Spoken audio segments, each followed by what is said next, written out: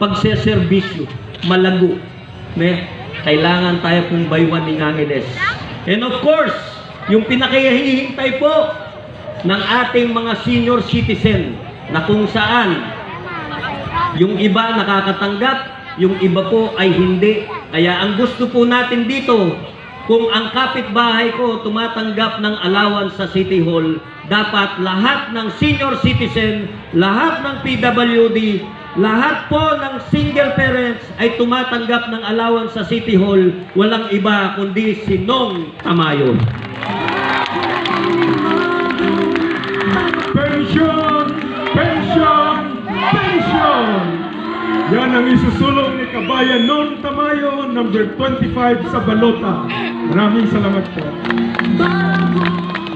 At ang sinasabi po nating solusyon sa ating kahirapan, kanina sabi ko po ang solusyon sa ating kahirapan ay hindi ayuda, kung hindi edukasyon. Para pagdating ng panahon, yung mga anak po natin ay magkaroon ng permanenteng trabaho.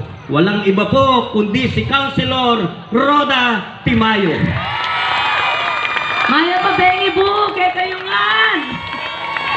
Maraming salamat po sa lahat ng suporta at tiwala nyo sa Team Albayalde. Ito na po! Nandito na po tayo sa makabuluhang pagbabago! Roda de Vera Timayo!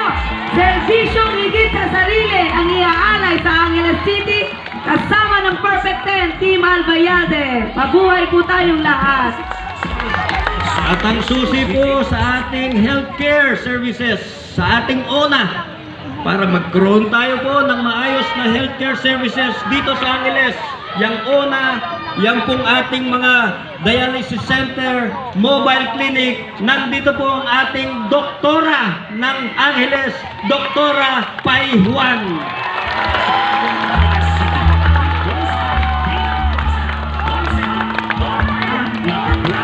Magandang gabi po sa inyo lahat.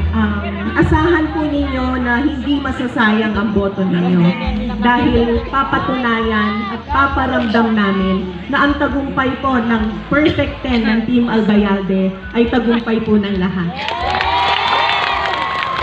Sama-sama po tayo magtagumpay para sa mahal nating syudad, ang Angeles City.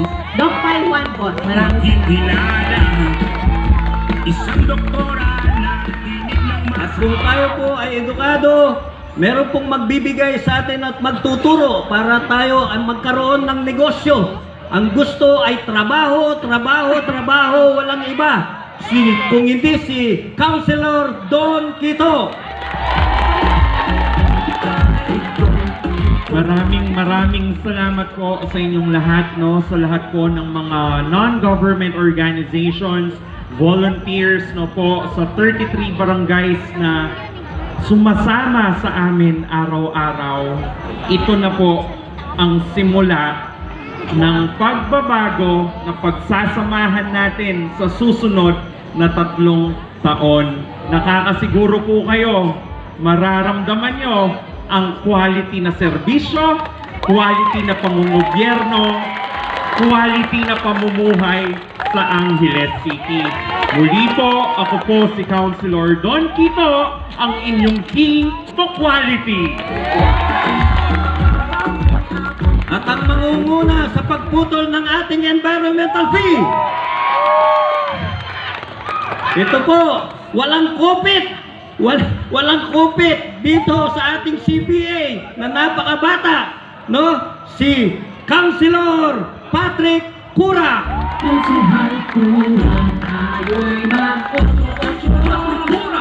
Hello po, Maya Pabengi po kay Katangan. Magpasalamat ko po mumunandili kay Katampong Mayor Albayalde dahil kinuha niya po tayo sa slate niya. Ito po ay isang pribilehiyo po na masali po sa Team Albayalde para po sa makabuluhang pagbabago. Ngayon po, nais ko po nga kunin ang opportunity na to na pasalamatan po. Unang-una po yung aking pong pamilya. Ayan po yung mami ko. Kapatid ko, yung pong mga kaibigan ko po doon. Yan, mga Kura Tanods. Yan, si Gara, si Mark, si Sean, Albert, at saka si Jam. Nagpapasalamat din po ako sa mga taga Lourdes Sur East. Yan. Sa mga multi-sec po ni Mayor Oka, nandito din ang Sala Organization, ang Space, ang EWA, ang mga Muslim organization, ang PATM at Citizen Crime Watch, ang Focal, ang mga MOTDA, ang Youth, Next Gen Youth, ang Youth for Angeles, ang Albayalde Supporters, ADS, KBL, American, Kiwanis, Eagles, GenSCAP, ang F4+1, of course guys, huling kong pasalamatan ang caucus team ni Mayor, ang ating pong mga host, Mang Bed, Sir Reden, kay Sir June, sa araw-araw po namin kasama sa mga campaign po namin ng caucus, and of course kay Ma'am Fides po. Maraming salamat po. O Karin Kapag! Ayan, beta na! Dakal salamat po. Nandito po yung ating City Councilor. Nakakalinga sa ating mga marginalized sector, kagaya po ng mga construction workers at saka sa ating mga katoda na nandito lahat. No? Isa pong dating tricycle driver din, walang iba kundi si Councilor Love Naco. Yahoo! Bigati niya pinag-introduction kay katamo. Thank you, Mayor. Mayor Oka Albayalde. Yan po. So, nais pong pasalamatan. Siyempre, unang-una ang ating Panginoong Diyos po. Pangalawa po, ang aking pamilya, asawa, magulang, mga kapatid. At siyempre po, yung mga Love Naco Angels sa 45 days po na campaign. Hindi sila bumitaw. Maraming salamat po. At siyempre po, sa mga pamilya po ng ating mga kandidato, at sa mga supporters po ng ating mga kandidato, maraming salamat din po. At siyempre po sa ating BCM, APM, Jet 3 Barangays po, maraming salamat po sa mga supporters ng Team Albayalde. Siyempre po ang ating walang kapagurang mga GenSCAP, na po, hindi rin po sila bumitaw. At siyempre po ang dalawang kagawad, nakasama kong kagawad, na elected kagawad, na si Kagawad Marvin Enriquez at si Kagawad Miguel Manyalong po, ang dalawang matatapang na kagawad. Maraming salamat pare, sinamahan niyo ako dito pare. At siyempre po ang ating mga Muslim brothers na nandito, pinangungunahan po ni Amro. At siyempre po yung apong chief ladies po ng Santa Teresita, maraming salamat po. Mga katoda, sa lahat po ng supporters po ng Team Albayalde, lalong-lalo na po siyempre sa pamilya Albayalde po, sa full support po sa campaign namin. Maraming salamat po. At sa buong campaign team, kay Attorney Ignacio, Attorney Van, siyempre kay Ma'am Fides, maraming salamat po. Pagpalain po tayo ng Panginoon Diyos. Maraming salamat po. Love Naco, number 17 sa balota. And of course, last but not the least, sa ating pong mga city councilors, natural, yung pinakamagandang lalaki sa Team Albayalde, na lamang lang isang paligo sa akin. Ang tutugon po sa sports development ng ating mga kabataan, walang iba kung hindi si Councilor Aljur Abrenica.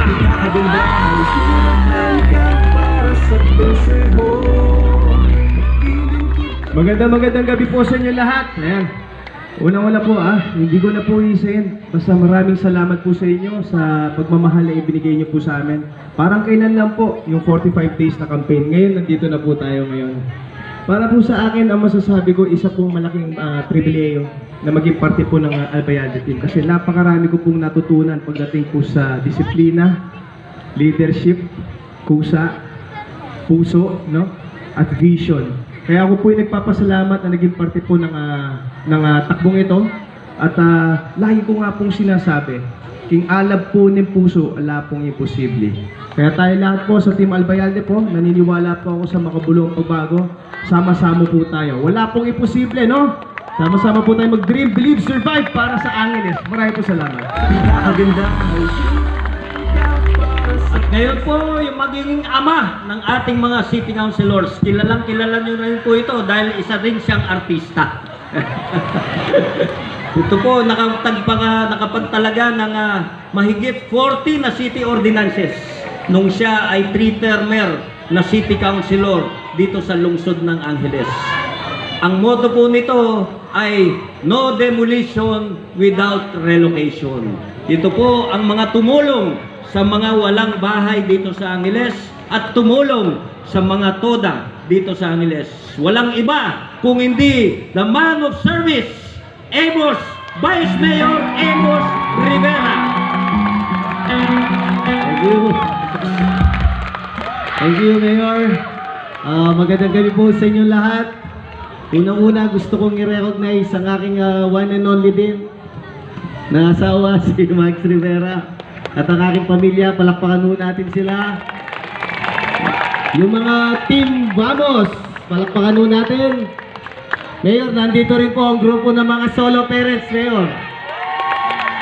Palakpakan din ho natin yung mga grupo ng mga LGBT, mga TODA, and special mention po kay Attorney Ignacio, palakpakan ho natin siya.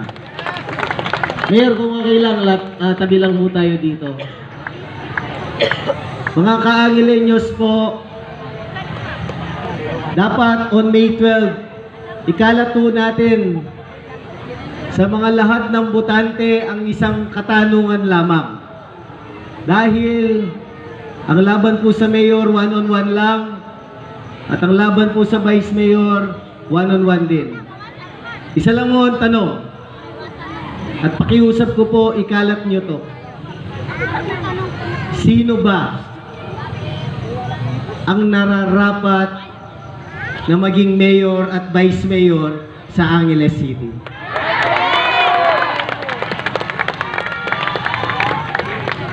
Alam niyo po, pag po ang isang kandidato ay tumakbo bilang mayor man yan, vice mayor at konsehal, ang pinangako po dapat niyan iangat ang buhay po ng pamilya sa Angeles.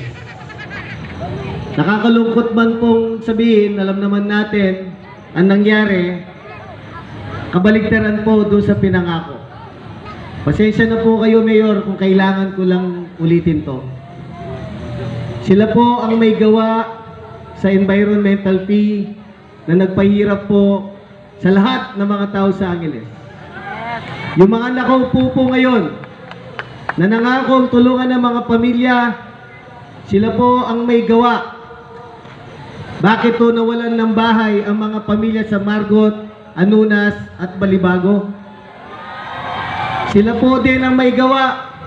Bakit po naging pribado ang ating pang-public market na tumaas po lahat ng bilihin? Kaya ho lalong naging pasakit sa mga tao. At sila po ang may gawa. Patapos na po ang eleksyon ni isa sa mga konsehales at ang itong vice mayor na 15 years na parati ko pong inaalok ng isang debate, ni isa wala hong nagsalita doon sa ginawa ho nilang ghost employees na demanda po sa ombudsman. Alam niyo po, taga-Angeles, ang kalaban po natin dito ngayon, dalawa lang po. Corruption po, tsaka dynasty. Ang inaalok po ng buong Team Albayalde ay pag-asa. Pag-asa na may magandang bukas pa ang harapin ng mga tao sa Angeles, at pag-asa na may matino pa po uupo sa City Hall sa loob ng 3 taon.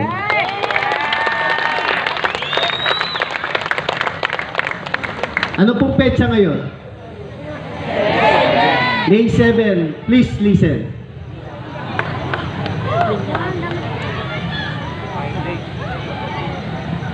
Ipagdasal po ninyo na hindi po ito ang huling gabi na magsasalita po ang ating Mayor General Albayalde, ang inyong lingkod Amos Rivera, at yung mga 8 konsilor. Bakit po?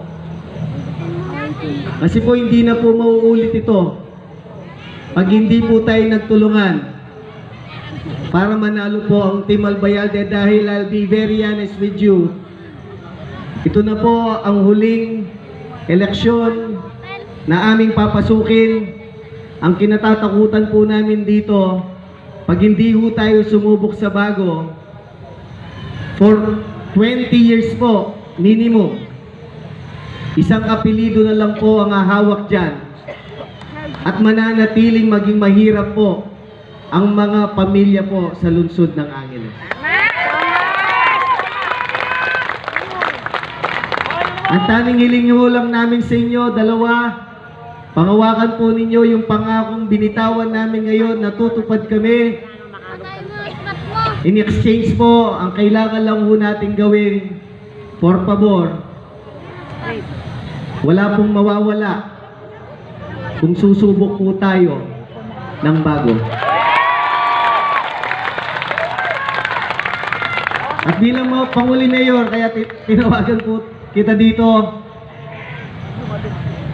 Sa totoo lang po, kung sarili lang po ng pamilyang Albayalde ang kanilang iniisip, kahit araw-araw po nagbabakasyon yan sa iba't ibang bansa o lugar dito sa bansa natin, kahit araw-araw po nag-golf lang po si Mayor Albayalde, kung yun lang po sarili nila kanilang iniisip, hindi ho niya kailangan pasukin ang isang magulo, magastos at maruming politika.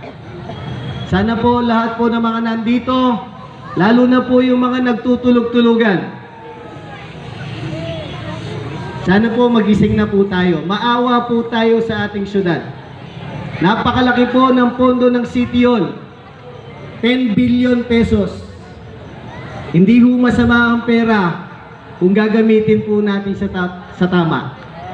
Ang kailangan lang ho talaga natin ngayon ay hindi na po politiko. Ang kailangan ho natin ngayon sa Angeles ay isang ama. Ang kailangan ho natin dito sa Angeles ay isang leader na lahat po tayo dito kailangan sumunod po sa siguradong mayor ng Angeles City.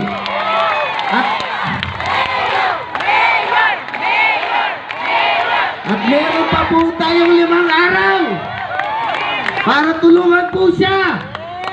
Para po sigurado po na sa May 12 po, isa lang po ang sigaw ng bayan ng Angeles, Mayor General Oscar David Albayalde. Maraming salamat po.